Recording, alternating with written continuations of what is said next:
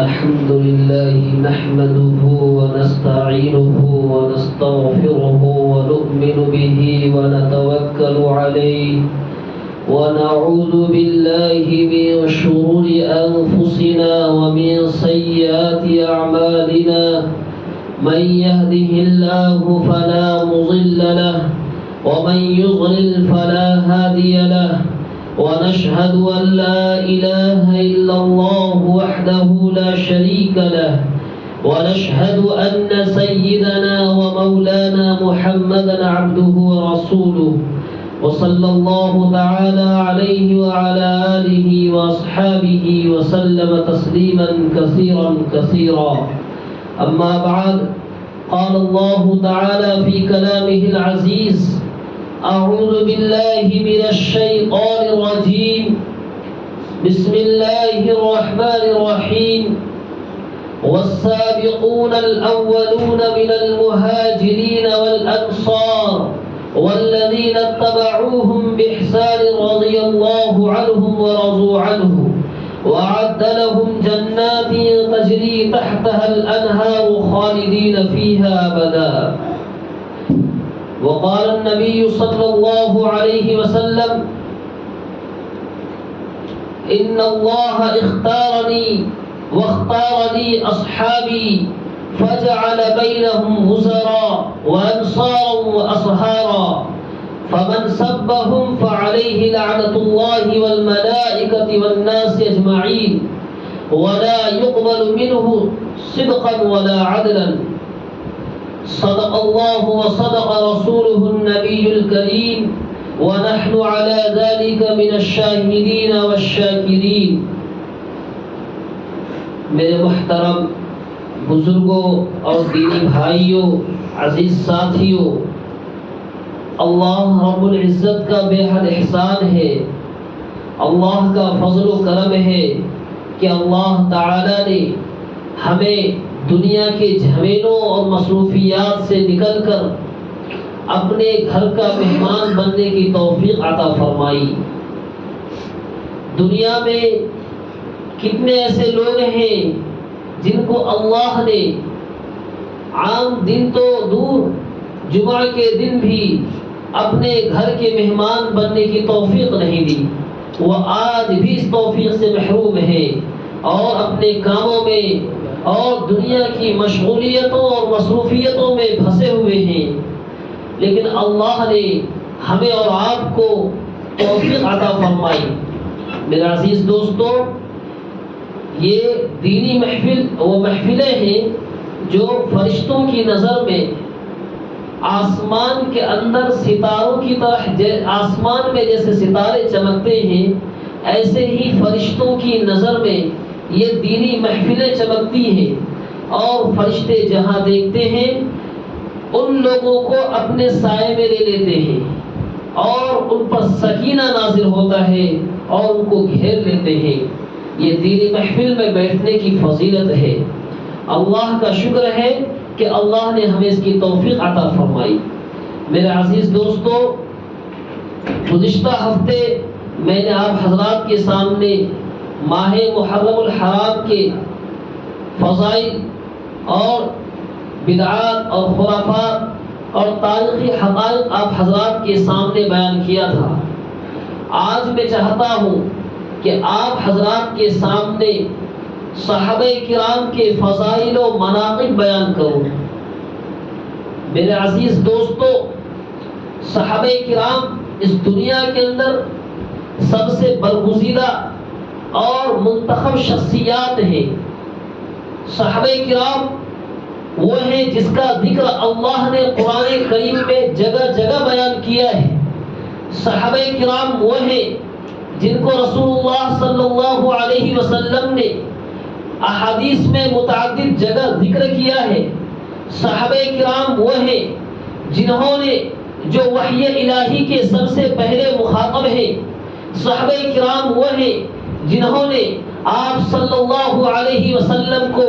اپنے آنکھوں سے دیکھا ہے. صحابہ کرام وہ مبارک اور برگزیدہ ہستیاں ہیں جن کو اللہ تعالیٰ نے اپنے حبیب صلی اللہ علیہ وسلم کی صحبت اور دوستی کے لیے منتخب کیا۔ صحابہ کرام وہ عظیم ہستیاں ہیں جنہوں نے سب سے پہلے دین کے لیے قربانیاں دی۔ صحابہ کرام وہ ہیں جنہوں نے ہم تک دین پہنچایا۔ اس لیے آئیے سب سے پہلے ہم یہ جانتے ہیں کہ صحابی کون ہوتا ہے، صحابی کسے کہتے ہیں، کون لوگ ہیں جس پر صحابی کی تعریف صادق آتی ہے، آخر وہ کون ایسی ہستیاں ہیں جن کی قرآن کریم کے اندر اور احادیث کے اندر اتنی تعریفیں کی گئی ہیں۔ میرے عزیز دوستو، جب ہم صحابی کی تعریف جاننے کی کوشش کرتے ہیں اور کتب اسلام کو کھنگالتے ہیں اور یہ جاننے کی کوشش کرتے ہیں کہ صحابی کون ہے اور عام انسانوں سے مختلف کیسے ہے، ان کے فضائل و مناقب اتنے کیوں ہیں، ان کو اللہ نے اپنے حبیب کی صحبت کے لیے کیوں منتخب کیا، تو اس کا جواب کتب اسلام میں ملتا ہے۔ صحابی کی تعریف کتب اسلام میں ان الفاظ کے ساتھ کی گئی ہے: الصحابی من لقی النبی صلی اللہ علیہ وسلم مؤمنا به ومات علی الاسلام، کہ صحابی ان لوگوں کو کہتے ہیں جنہوں نے اللہ کے نبی صلی اللہ علیہ وسلم سے ایمان کی حالت میں ملاقات کی ہے اور ایمان ہی کی حالت میں ان کی وفات ہوئی۔ یہ ڈیفینیشن ہے صحابی کی، یہ تعریف کی گئی ہے صحابہ کرام کی کہ صحابہ کہتے ہیں ان کو جنہوں نے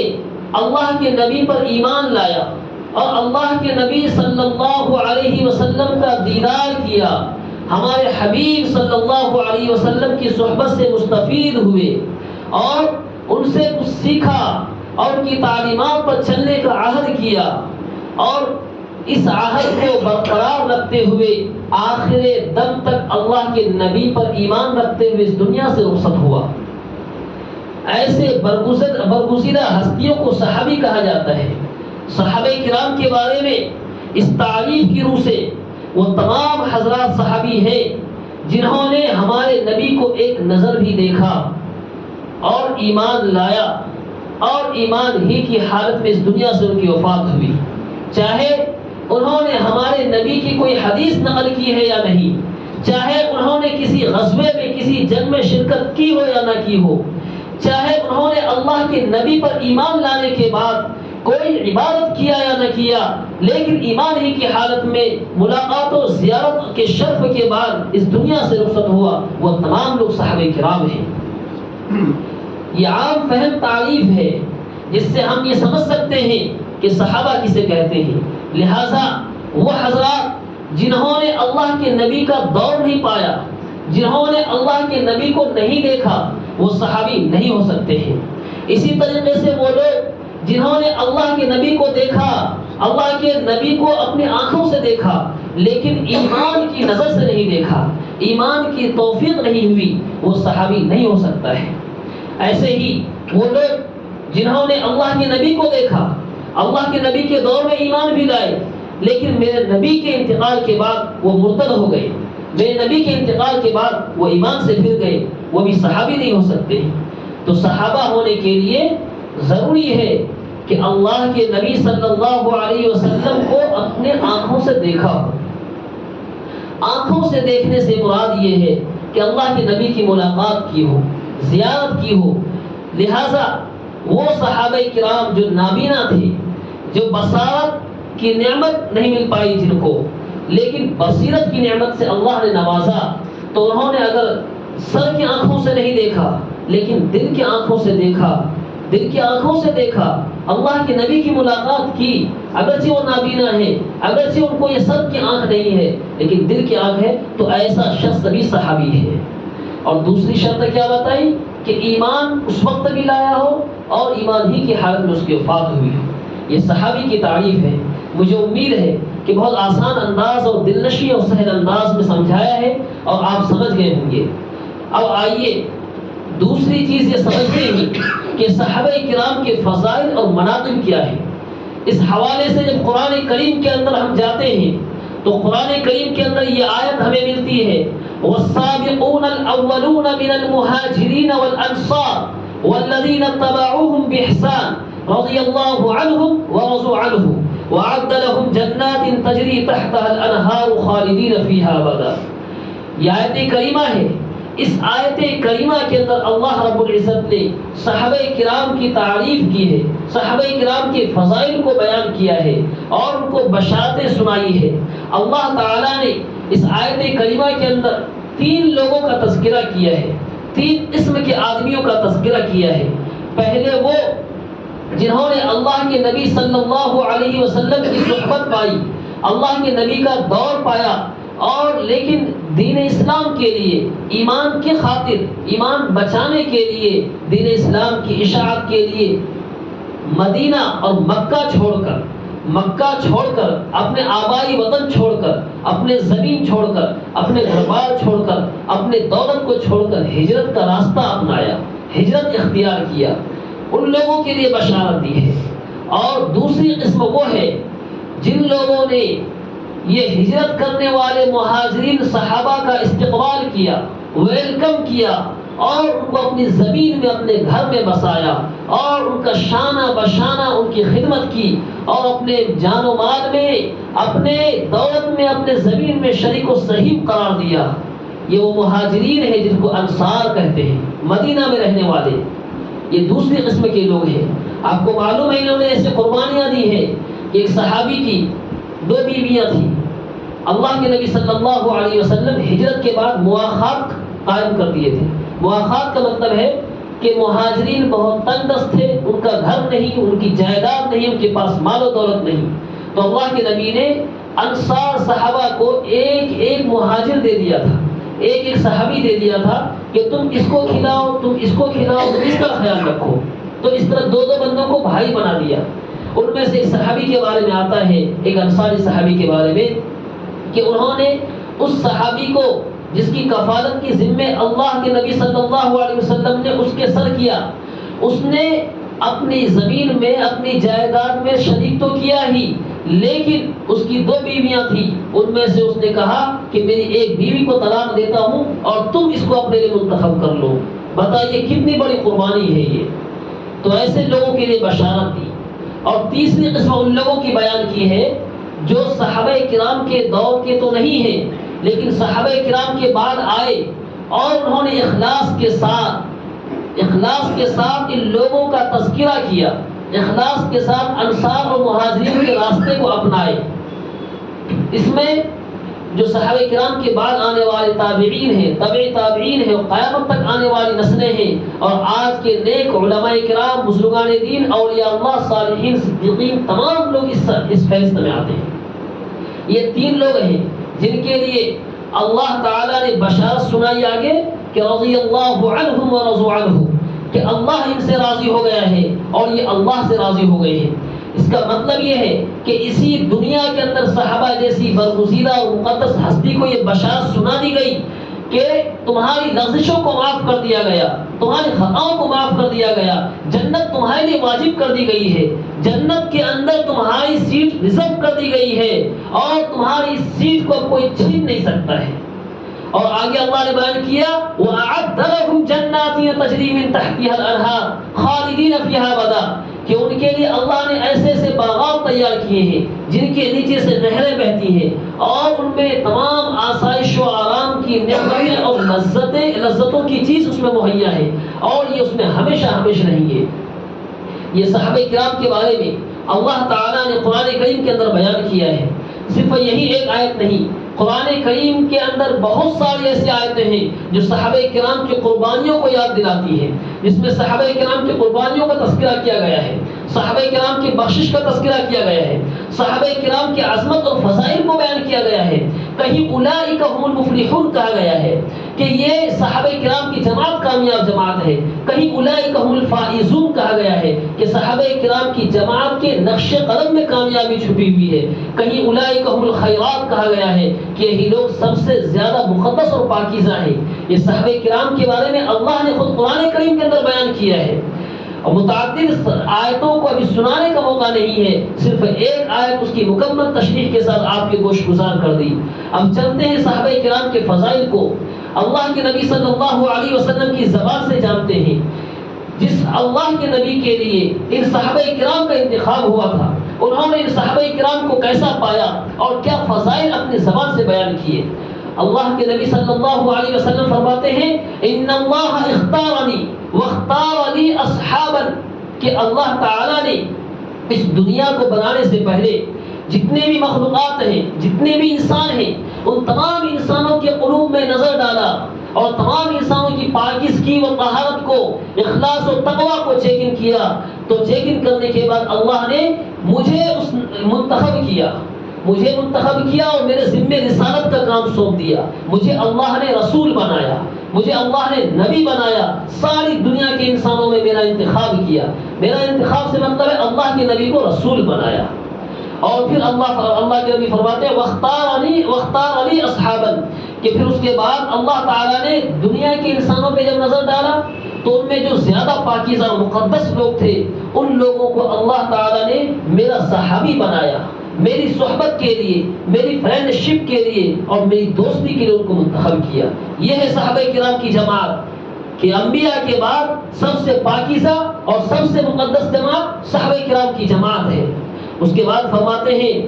کہ اللہ تعالیٰ نے جب ان دونوں جماعتوں کو منتخب کر لیا، اس کے بعد فرمایا اب لوگوں میں سے جو لوگ چاہیں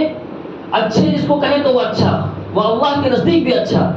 اور جو لوگ لوگوں کی زبان میں برے ہیں وہ اللہ کے نزدیک برے ہیں۔ کیا مطلب یہ ہے کہ بولتے زبان خلق نقار خدا، زبان خلق نقار خدا، مطلب انسان کی جو زبان ہے وہ اللہ تعالیٰ کی طرف سے اس کے بعد میں آتی ہے۔ مثلا ایک شخص ہے، وہ اپنے آپ کو کہتا ہے میں بہت اچھا ہوں، لیکن پورے محلے کے لوگ بولتے ہیں یہ بہت ہی برا ہے، تو اس کا مطلب یہ ہے کہ وہ اللہ کے نزدیک برا ہے۔ اور ایک شخص یہ ہے کہ جو اپنے آپ کو کہتا ہے میں بہت برا ہوں، مجھے نیکی کی توفیق نہیں ہو رہی ہے، لیکن پورے دنیا کے لوگ، پوری بستی، پورے محلے کے لوگ اس کے بارے میں گواہی دے رہے ہیں بہت نیک آدمی ہے۔ تو اگرچہ وہ اپنے آپ کو کمتر سمجھ رہا ہے تواضع کی وجہ سے، لیکن وہ عند اللہ سب سے مکرم ہے اور عند اللہ وہ سب سے احسن ہے ان لوگوں میں۔ تو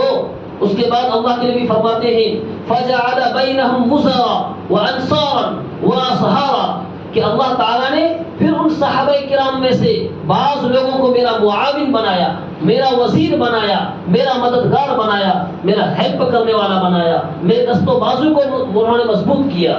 اور ان میں سے کچھ وہ لوگ ہیں جو انصار ہوئے، جو میرے معین و مددگار بنے، اور بعض وہ لوگ ہیں جو میرے داماد بنے، یعنی خلفائے راشدین میں سے حضرت ابوبکر صدیق، یہ حضرت ابوبکر صدیق نہیں، حضرت عمر، حضرت علی، حضرت عثمان، حضرت علی اور حضرت عثمان یہ داماد رسول ہیں،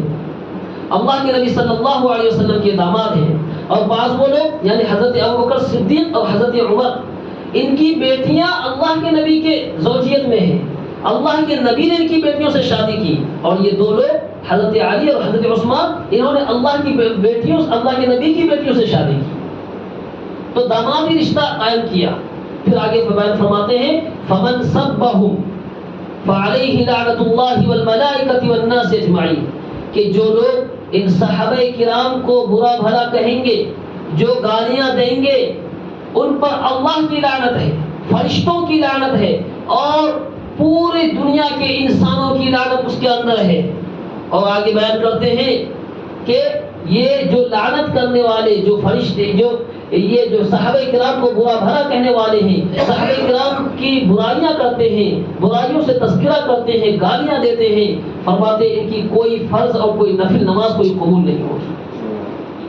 کتنی پاکیزہ جماعت ہے۔ اور آگے ایک دوسری حدیث بیان کرتے ہیں کہ میرے صحابہ کرام اصحابی کالنجوم بأیہم اقتدیتم واہتدیتم، کہ میرے صحابہ ستاروں کے مانند ہے، تم جس کی بھی اقتداء کرو گے راستہ پا جاؤ گے۔ کیا مطلب یہ کہ جتنے بھی صحابہ ہیں یہ ہدایت یافتہ ہیں، یہ ہدایت کے آفتاب ہیں، ہدایت کی سورج ہیں، ہدایت کے ستارے ہیں، ہدایت کی کرنیں ہیں، ان کی ذات سراپا ہدایت ہے۔ جس طریقے سے ستاروں کو دیکھ کر روشنی کا راستے کا انتخاب کرتے ہیں، پہلے دور میں لوگ سفر کرتے تھے تو ستاروں کو دیکھ کر سفر کیا کرتے تھے، سفر کی تاریخ ستاروں کو دیکھ کر بناتے تھے، کہ ستاروں کا ایک علم ہوتا تھا جس کو علم النجوم کہتے ہیں۔ علم النجوم اس علم النجوم کے ذریعے سے کہ کس دن کون سا راستہ کدھر جاتا ہے یہ بھی ان کو متعین ہوتا تھا، اور کس تاریخ میں سفر کرنا میرے لیے بہتر رہے گا، کس تاریخ میں سفر کرنا میرے لیے بہتر نہیں رہے گا، یہ بھی ستاروں کے ذریعے سے جانتے تھے۔ اللہ کے نبی صلی اللہ علیہ وسلم صحابہ کرام کو ان ستاروں کے مانند قرار دے رہے ہیں اور فرماتے ہیں کہ اب تم جس طرح ستاروں کو دیکھ کر صحیح راستہ چنتے ہو، ایسے ہی میرے صحابہ ستارے ہیں، اگر تم کسی بھی صحابی کو مان لو گے، کسی بھی صحابی کو، تو تم کامیابی کی طرف چلے گئے۔ جس صحابی کو تم اقتدا کرو گے کامیابی کی طرف چلے جاؤ گے۔ اس کا یہ ہرگز مطلب نہیں ہے کہ ایک صحابی کو مانیں گے اور دوسرے صحابہ کرام کو گالیاں دیں گے، ایسا ہرگز مطلب نہیں ہے، بلکہ مطلب یہ ہے کہ صحابہ کرام من حیث الجماعت مقدس ہے، من حیث الجماعت پاکیزہ ہے، لیکن ان میں سے ہر ایک کی الگ الگ خصوصیات ہیں۔ کچھ صحابہ کرام ایسے ہیں جو قرآن کریم بہت اچھے انداز میں پڑھتے تھے، کچھ صحابہ کرام ایسے ہیں ان کے اندر دین کی تفہیم بہت اچھی تھی، کچھ صحابہ کرام ایسے ہیں جن کے اندر پولیٹکس یعنی سیاست کرنے کا بہت اچھا ہنر تھا۔ صحابہ کرام اللہ کے نبی ہمارے لیے آئیڈیل ہیں، اللہ کے نبی کی زندگی میں وہ ساری چیزیں ہیں جو ایک مومن کی زندگی میں پیش آ سکتی ہیں۔ اس کے بعد ہمارے لیے آئیڈیل صحابہ کرام ہیں۔ صحابہ کرام میں الگ الگ جماعت کے اندر، الگ الگ افراد کے اندر وہ تمام خصوصیات ہیں جو ایک مومن کی زندگی میں پیش آ سکتی ہیں۔ اسلام ایک پورا ایک مذہب ہے، پورا وے آف لائف ہے، یعنی زندگی گزارنے کا طریقہ سکھاتا ہے۔ تو زندگی کے اندر جہاں بھی رہنمائی کی ضرورت ہے وہ صحابہ کرام کی زندگی میں یا اللہ کے رسول کی زندگی میں موجود ہے۔ اور آگے فرماتے ہیں حدیث کے اندر کہ ایک جماعت ایسی بھی آئے گی جو صحابہ کرام کو گالیاں دینے والے ہوں گے، صحابہ کرام کا برائی کے ساتھ تذکرہ کریں گے، ان کے جھگڑوں کو اچھالیں گے، ان کے مشاجرات کو اچھال کر برائی کے ساتھ تذکرہ کریں گے، لعنت بھیجیں گے صحابہ کرام پر۔ ایسے بدترین لوگ اس دنیا کے اندر ایک جماعت آئے گی تو اللہ کے نبی فرماتے ہیں فلا تجالسوہم ولا تشارکوہم ولا تواکلوہم، کہ ایسی جماعت سے تمہارا جب سابقہ پڑے تو اس وقت تم نہ تو ان کے پاس بیٹھو اور نہ ہی ان کے ہاتھوں سے پیو اور نہ ہی ان کو کچھ پلاؤ اور نہ ان کے ساتھ کھانا کھاؤ اور نہ ان کو کھانا کھلاؤ۔ اللہ کے نبی ان کی مکمل طور پہ بائیکاٹ کرنے کو بولتے ہیں۔ اور دوسری جگہ اللہ کے نبی بیان کیا اللہ فی اصحابی لا تتخذوهم غرضا من بعدی، فرماتے ہیں اللہ کے نبی کہ خدا کے واسطے اللہ سے ڈرو، اللہ ای اتقوا اللہ، کہ اللہ سے ڈرو اور میرے صحابہ کرام کو نشان ہدف مت بناؤ، میرے صحابہ کرام کا برائی کے ساتھ تذکرہ مت کرو۔ کیوں؟ اس لیے کہ جو میرے کسی بھی صحابہ کرام کے ساتھ برائی کا تذکرہ کرے گا، صحابہ کرام سے بغض رکھے گا، صحابہ کرام کو برا بھلا کہے گا، وہ گویا کہ ایسا ہے وہ میرے سے برائی کا تذکرہ کر رہا ہے، وہ میرے سے بغض رکھ رہا ہے، وہ میرے بارے میں برا بھلا کہہ رہا ہے۔ اور آگے فرماتے ہیں لیکن جو ان صحابی میں سے کہ صحابی سے محبت کرے گا وہ گویا مجھ سے محبت کرتا ہے، اور اللہ کے نبی فرماتے ہیں جو مجھ سے محبت کرے گا وہ گویا کہ اللہ سے محبت کرنے والے ہیں، اور جو مجھ سے بغض رکھ رہا ہے وہ اللہ سے بغض رکھتا ہے۔ یعنی صحابی سے بغض رکھنا، صحابی کو برا بھلا کہنا، ان کی برائیوں کا ان کو برائی کے ساتھ تذکرہ کرنا، یہ ایسا ہے کہ اللہ کے نبی کو ہم متہم قرار دے رہے ہیں، اللہ کے نبی کے ہم تربیت پر سوال اٹھا رہے ہیں، اور اللہ کے نبی پر سوال اٹھانا یہ ایسا ہے کہ اللہ تعالیٰ پر سوال اٹھانا ہے کہ اللہ، ابھی آپ کو بتایا میں نے، اللہ نے تمام دنیا کے انسانوں کے قلوب پر نظر ڈال کر سب سے پاکیزہ انسان حضرت محمد صلی اللہ علیہ وسلم نبی بنایا، صحابہ جماعت انبیاء کا انتخاب کیا، اس میں سب سے پاکیزہ اللہ کے نبی کو پایا تو سب سے آخری اور سب سے حبیب اور محبوب بنایا۔ تو اللہ کے نبی فرماتے ہیں جو صحابہ کرام کو گالی دے گا وہ اللہ کے نبی کو گالی دے رہا ہے، اور جو اللہ کے نبی کو گالی دے گا وہ گویا کہ اللہ کو گالی دے رہا ہے۔ اس لیے میرے عزیز دوستو، صحابہ کرام کی بے شمار فضائل ہیں، صحابہ کرام کے بے شمار مناقب ہیں، اس لیے ہمیں اور آپ کو صحابہ کرام کی اقتدا کرنی چاہیے، صحابہ کرام کی زندگی کو اپنے لیے آئیڈیل بنانا چاہیے۔ ہمیں یہ تصور کرنا ہے کہ دنیا و ما فیہا کے اندر، دنیا کے اندر اور دنیا کے اندر جو بھی چیز ہے، ان چیزوں میں اگر کامیابی ہم پا سکتے ہیں تو وہ اللہ کے رسول کو زندگی، اللہ کے رسول کی زندگی کو آئیڈیل بنا کر، صحابہ کرام کی زندگی کو آئیڈیل بنا کر ہی ہم کامیاب ہو سکتے ہیں۔ صحابہ کرام کے راستے سے ہٹ کر اللہ کے نبی صلی اللہ علیہ وسلم کے راستے سے ہٹ کر اگر ہم کامیابی کا راستہ ڈھونڈیں گے، کامیابی اور فوز و فلاح پانے کی خواہش مند ہے، تو یاد رکھیے وہ راستہ ناکامی کی طرف جاتا ہے، وہ راستہ برائیوں کی طرف جاتا ہے، وہ راستہ ہدایت سے ہٹ کر ہے گمراہیوں کی طرف جاتا ہے، اور آخرت میں ہمیں ناکامی ہاتھ ہوگی۔ حضرت عمر رضی اللہ تعالیٰ عنہ فرماتے ہیں من کان مستنا فلیستن بمن قد مات، کہ جو شخص اپنی زندگی میں کسی کو آئیڈیل بنانا چاہتا ہے وہ آئیڈیل بنائے صحابہ کرام کو۔ کیوں؟ اس لیے کہ فإن أبرها قلوبا وأعمقها علما وقلها تکلفا، کہ صحابہ کرام کی جماعت ایسی جماعت ہے جو سب سے پاکیزہ قلوب کے ہیں، سب سے مقدس قلوب کے ہیں، اور ان کا علم سب سے زیادہ گہرا ہے، اور یہ تکلف اور بناوٹ سے کوسوں دور رہتے ہیں۔ صحابہ کرام کے بارے میں اللہ کے حضرت عمر رضی اللہ تعالی عنہ خلیفہ راشد میں دوسرے نمبر پہ ہیں، اور فرماتے ہیں کہ آئیڈیل بنانا ہے تو صحابہ کرام کو بناؤ۔ اس لیے میرے عزیز دوستو،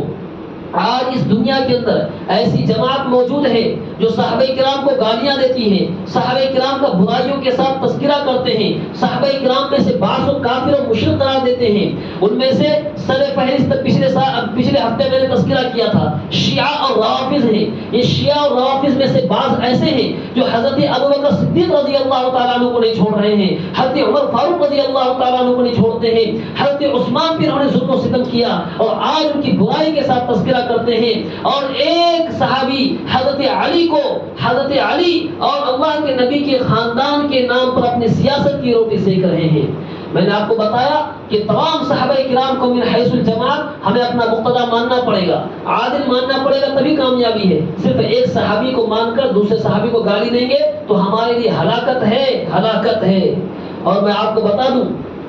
کہ محرم کے موقع سے تذکرہ ہوتا ہے حضرت حسین اور حسن کا۔ حضرت حسین رضی اللہ تعالیٰ عنہ کا جب تذکرہ ہوتا ہے تو بات آتی ہے یزید کی، جنہوں نے جس کے عہد میں، جس کے خلافت میں حضرت حسین کی شہادت ہوئی۔ حضرت حسین کے قاتل وہ ابن زیاد لعنت اللہ علیہ والملائکۃ والناس اجمعین، کہ ابن زیاد جس نے اللہ کے نبی صلی اللہ علیہ وسلم کے نواسۂ رسول کو تڑپا کر شہید کر دیا، تمام انسانوں کی اس پر لعنت ہو۔ یزید کے دور میں ایک ملک کا گورنر تھا، وہ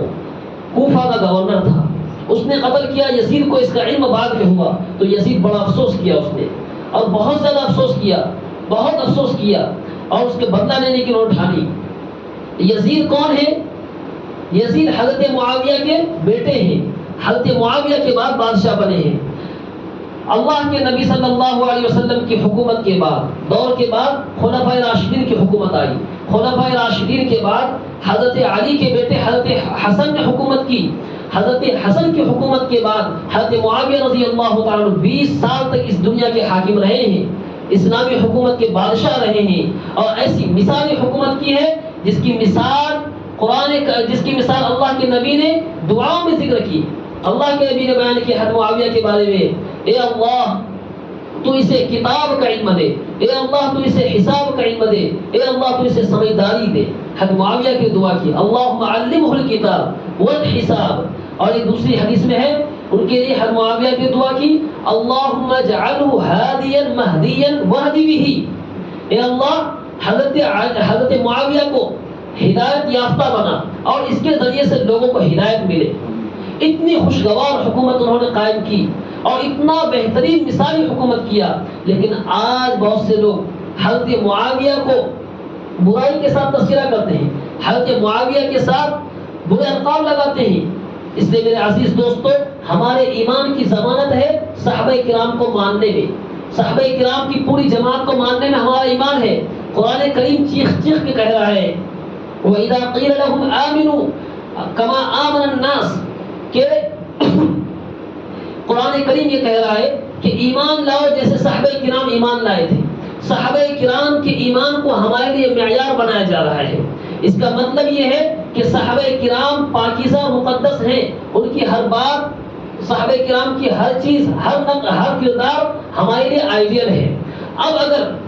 کوئی شخص صحابہ کرام کی جماعت میں سے، اس ٹیم میں سے کسی ایک شخص کو بھی اگر متہم قرار دیتا ہے، اس کو گالیاں دیتا ہے، تو اس کا کیا مطلب ہوگا؟ اس کا مطلب یہ ہوگا کہ اللہ کے نبی نے اس کی صحیح تربیت نہیں کی، اور جب صحیح تربیت نہیں کی تو پھر اللہ کے نبی صلی اللہ علیہ وسلم کی ذات پر سوال اٹھے گا۔ اس لیے ہم لوگ یہ مانتے ہیں کہ تمام صحابہ کرام عادل ہیں، تمام صحابہ کرام کی زندگی ہمارے لیے کامیابی کی راہ ہے، اور تمام صحابہ کرام کو ہم اچھائی کے ساتھ تذکرہ کرنے والے ہیں۔ اس لیے میرے عزیز دوستو، یہ بات خوب سن لیجئے اور بہت اچھے طریقے سے سن لیجئے۔ آج بہت سے ایسے علماء ہیں جنہوں نے کتاب و سنت کا علم تو حاصل کیا لیکن عملی زندگی میں اس کو نہیں اتارا، تو آج گمراہی کے راستے پہ ہیں۔ آج وہ حکومت کے ٹکے کے پل رہے ہیں، حکومت ان کو پیسے دیتی ہے، شیعہ اور روافض سے فنڈنگ ہوتی ہے، اور وہ صحابہ کرام پہ گالیاں بک رہے ہیں منبر پہ بیٹھ کے، صحابہ کرام پہ گالیاں بک رہے ہیں سوشل میڈیا یوٹیوب کے ذریعے سے آ کر۔ اس لیے میرے عزیز دوستو، ایسے لوگ ایمان کو چھیننے کا کام کر رہے ہیں، اور ہمارے ایمان کے سلب ہونے کے لیے یہی کافی ہے کہ کسی صحابی کے بارے میں ہمارے دل میں ذرہ سی بھی کدورت آ جائے،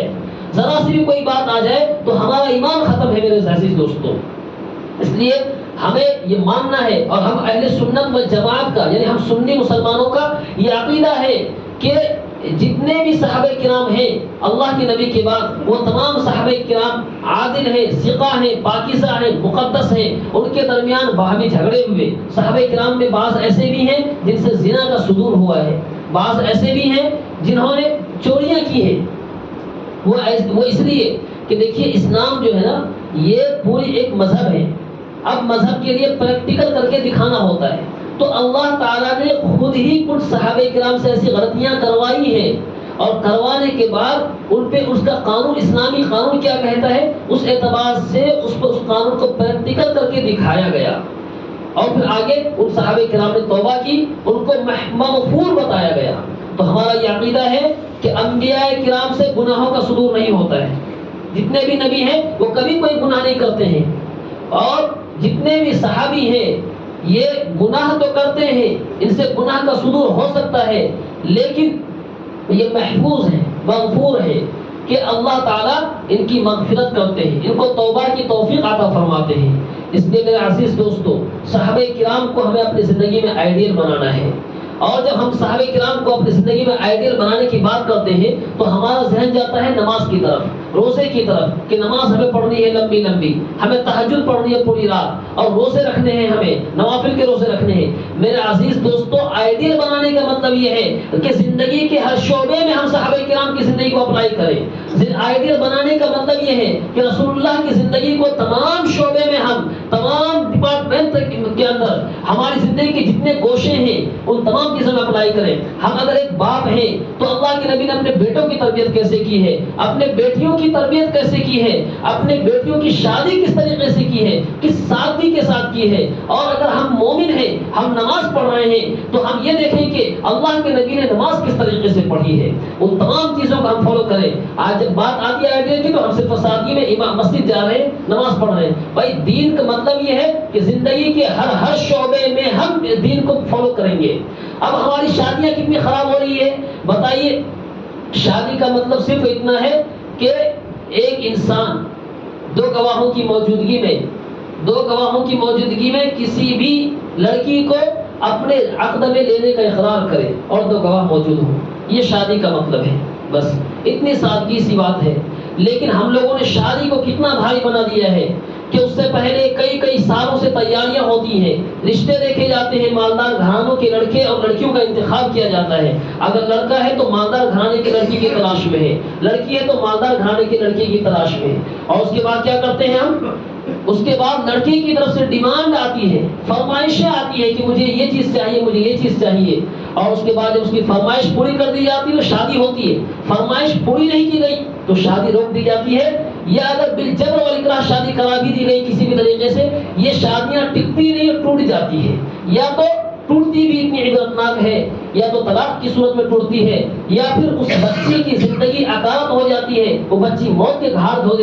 اترتی ہے، یا تو وہ بچی کے مردہ لوٹ کر آتا ہے، یا وہ بچی بالکل مایوس ہو کر لوٹ کر آتا ہے۔ اس لیے میرے عزیز دوستو، شادی بالکل سادگی کے ساتھ کرو۔ شادی کا مطلب کیا ہے؟ سادگی کے ساتھ۔ اس لیے شادی بھی کرنا ہے سادگی کے ساتھ، اپنے خاندانوں کے لوگوں کے ساتھ رہنا ہے تو عزت کے ساتھ رہنا ہے۔ ہمارے نبی صلی اللہ علیہ وسلم کہتے ہیں اپنے ماں باپ کے ساتھ حسن سلوک کرو۔ قرآن میں کہا ہے کہ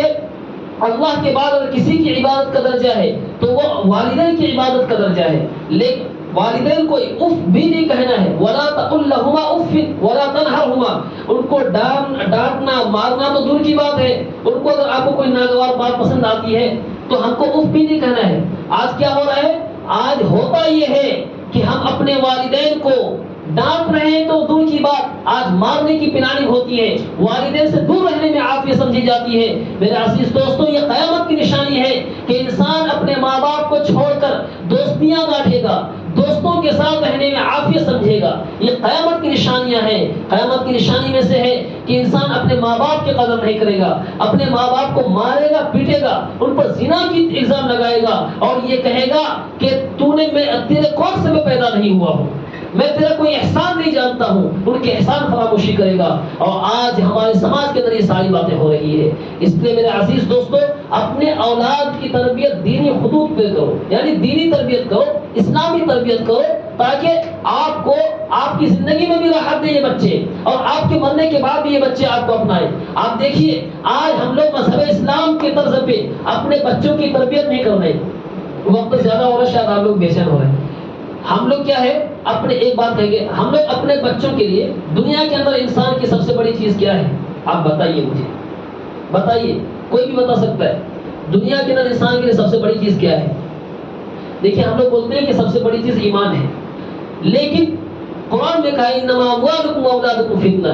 کہ انسان کی سب سے بڑی چیز جو ہوتی ہے ان کے اولاد اور اس کے مال ہوتے ہیں، اور یہ فتنہ ہے۔